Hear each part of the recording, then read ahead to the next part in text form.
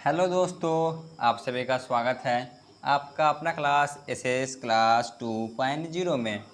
दोस्तों आज हम लोग पढ़ेंगे इकोनॉमिक्स क्लास 10th से related 20 plus most previous MCQ question, जो कि इसमें से आपको 5 से 7 एग्जाम में आने की पूरी संभावना है। ये सभी मोस्ट रिपीटेड क्वेश्चन हैं जो कि हर साल एग्जाम में आते ही है।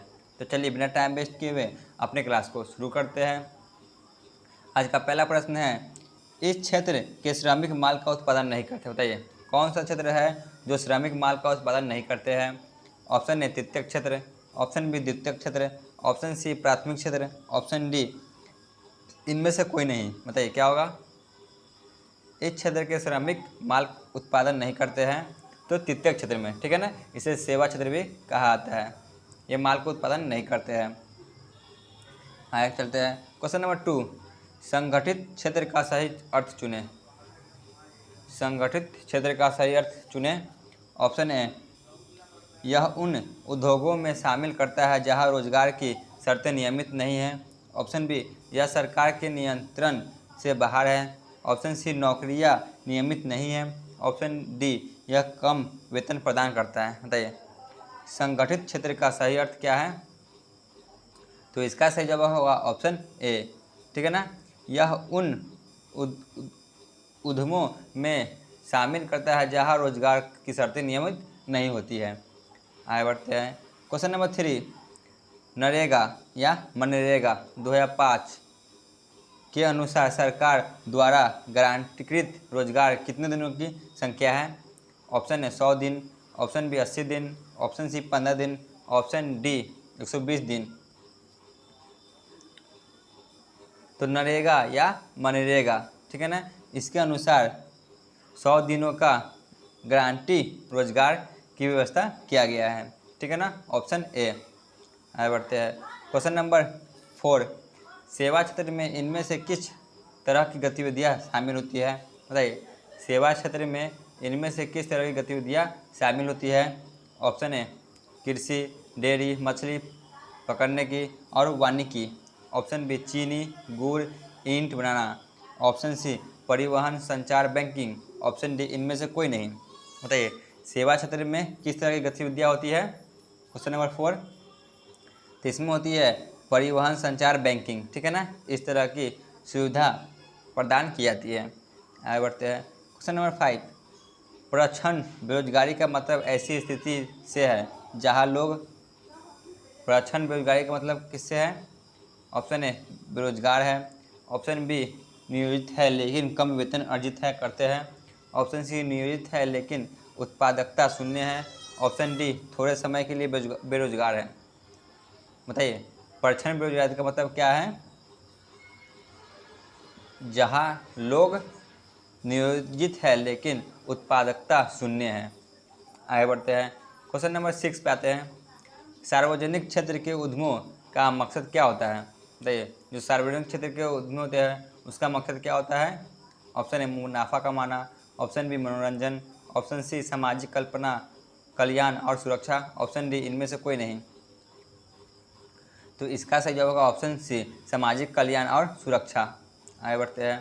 क्वेश्चन नंबर 7, निम्नलिखित में से कौन सा अधिनियम टिस्को, ठीक है ना, टिस्को जैसी कंपनी पर लागू नहीं होगा। बताइए टिस्को जो कंपनी है उस पर लागू नहीं होगा। ऑप्शन ए, न्यूनतम मजदूरी अधिनियम। ऑप्शन बी, राष्ट्रीय ग्रामीण रोजगार गारंटी अधिनियम। ऑप्शन सी, कारखानों का अधिनियम। ऑप्शन डी, ग्रेच्युटी अधिनियम का भुगतान। बताइए क्या होगा। तो 7 का आंसर होगा ऑप्शन बी, राष्ट्रीय ग्रामीण रोजगार गारंटी अधिनियम। आगे बढ़ते हैं। क्वेश्चन नंबर 8, 9 पे आते हैं। क्वेश्चन नंबर 9, सार्वजनिक उद्यम का स्वामित्व निम्नलिखित में से किसके पास होता है। बताइए ऑप्शन ए, निजी स्वामी।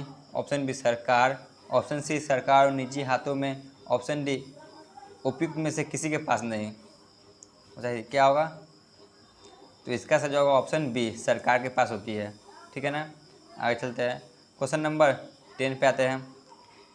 निम्न में से कौन सी क्रियाकलाप द्वितीयक क्षेत्र के अंतर्गत आता है। बताइए कौन से क्रियाकलाप द्वितीयक क्षेत्र में आते हैं, उद्योग क्षेत्र में। बताइए ऑप्शन ए, यह वस्तु के स्थान पर सेवाएं उत्पन्न करती है। ऑप्शन बी प्राकृतिक उत्पादों का विनिर्माण द्वारा बदलता है। ऑप्शन सी वस्तु को प्राकृतिक संसाधन के दोहन द्वारा उत्पादित किया जाता है। ऑप्शन डी इनके अंतर्गत कृषि, वन तथा डेयरी आते हैं। बताइए 10वां क्या होगा? तो इसका सही होगा ऑप्शन बी, या प्राकृतिक उत्पादों को विनिर्माण करते हैं। ठीक है ना, मतलब कि फैक्टराइजेशन करते हैं। आगे बढ़ते हैं। क्वेश्चन नंबर 11, निम्नलिखित में से कौन सी आर्थिक गतिविधियाँ तृतीय क्षेत्र में नहीं आती है? बताइए तृतीय क्षेत्र में कौन सी गतिविधि नहीं आती है? Option A banking, option B मधुमक्खी पालन, ऑप्शन सी अध्यापन, ऑप्शन डी किसी कॉल सेंटर में काम करना। बताइए इनमें से कौन सी गतिविधि है जो तृतीय क्षेत्र में नहीं आते हैं? तो इसका सही जवाब होगा ऑप्शन बी, मधुमक्खी पालन करना यह तृतीय क्षेत्र में नहीं आता है, यह प्राथमिक क्षेत्र में आता है। ठीक है ना, आगे बढ़ते हैं। क्वेश्चन नंबर 12, सार्वजनिक क्षेत्र के संबंध में निम्नलिखित में से कौन सा कथन सही है? बताइए सार्वजनिक क्षेत्र के संबंध में कौन सा कथन सही है? ऑप्शन ए, बड़ी कंपनियों के पास सबसे अधिक संपत्ति है। ऑप्शन बी, सरकार के पास संपत्ति है। ऑप्शन सी, लोगों का एक समूह अधिकांश संपत्ति के मालिक है। ऑप्शन डी, एक व्यक्ति के पास अधिकांश संपत्ति है। बताइए क्या होगा? तो इसका सही जवाब होगा ऑप्शन बी, सरकार के पास संपत्ति है। आगे बढ़ते हैं। क्वेश्चन नंबर 13, जीडीपी का मतलब क्या होता है? बताइए मोस्ट वीवीआई, जीडीपी का मतलब क्या होता है? ऑप्शन ए, सकल घरेलू उत्पाद। ऑप्शन बी, सकल घरेलू उत्पाद। ऑप्शन सी, महान विकास परियोजना। ऑप्शन डी, महान घरेलू उत्पाद। बताइए जीडीपी का मतलब क्या होता है? 13 क्वेश्चन नंबर। तो इसका सही जवाब होगा ऑप्शन बी, सकल घरेलू उत्पाद। आगे चलते हैं। क्वेश्चन नंबर 14, इनमें से किस देश दुनिया में निरक्षर आबादी का सबसे बड़ा आकार है? बताइए निरक्षर मतलब कि कम पढ़े लिखे हैं। Option A Bharat, option B Japan, option C France, option D Germany. तो इसका सही होगा ऑप्शन ए भारत। भारत में सबसे ज़्यादा आबादी है और यहाँ की आबादी ही सबसे ज़्यादा निरक्षर है। ठीक है ना, आगे चलते हैं। क्वेश्चन नंबर 14 पे आते हैं। डैश क्षेत्र के श्रमिक वस्तु का उत्पादन नहीं करते हैं। ऑप्शन ए संगठित, ऑप्शन बी असंगठित, ऑप्शन सी द्वितीयक, ऑप्शन सी तृतीयक। बताइए क्या होगा? तो इसका सही होगा द्वितीयक क्षेत्र के श्रमिक वस्तु का उत्पादन नहीं करते हैं। ठीक है ना, आगे चलते हैं। क्वेश्चन नंबर 15, कपास एक डैश उत्पाद है। बताइए कपास कैसा उत्पाद है? ऑप्शन ए मानव निर्मित, ऑप्शन बी विनिर्मित, ऑप्शन सी प्राकृतिक, ऑप्शन डी महंगा। क्वेश्चन नंबर 15, इसका सही जवाब ऑप्शन सी प्राकृतिक उत्पाद है। ठीक है ना, आगे बढ़ते हैं। क्वेश्चन नंबर 16, कपास की खेती के लिए पूर्णतः प्राकृतिक कारक पर निर्भर करती है। बताइए किस प्रकार के प्राकृतिक कारण पर कपास की खेती की जाती है? ऑप्शन ए सूर्य का प्रकाश, ऑप्शन बी वर्षा, ऑप्शन सी जलवायु, ऑप्शन डी इनमें से सभी। तो 16 का सही होगा ऑप्शन डी, इनमें से सभी। ये सभी पे निर्भर करता है कपास की खेती। आगे बढ़ते हैं। क्वेश्चन नंबर 17, रोजगार गारंटी अधिनियम किस वर्ष लागू किया गया था? बताइए जो मनरेगा है या नरेगा उसे किस वर्ष लागू किया गया था? ऑप्शन ए 2012 में, ऑप्शन बी 2005 में, ऑप्शन सी 2006 में, ऑप्शन डी 2010 में।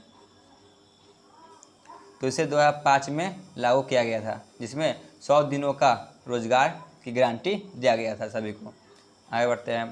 क्वेश्चन नंबर 18, प्राथमिक, द्वितीयक और तृतीयक क्षेत्र की गतिविधियाँ डैश है। ऑप्शन ए संगठित, ऑप्शन बी असंगठित, ऑप्शन सी मानव निर्मित, ऑप्शन डी परस्पर निर्भर। तो इसका सही जवाब होगा ऑप्शन डी, परस्पर निर्भर है। ठीक है ना, एक दूसरे पे ये तीनों निर्भर करते हैं। जो प्राथमिक है वह द्वितीयक पे, जो द्वितीयक वह तृतीयक पर निर्भर करते हैं। आगे बढ़ते हैं। क्वेश्चन नंबर 18, राष्ट्रीय ग्रामीण रोजगार गारंटी अधिनियम 2005 का उद्देश्य क्या था? बताइए जो मनरेगा है उसका क्या उद्देश्य था?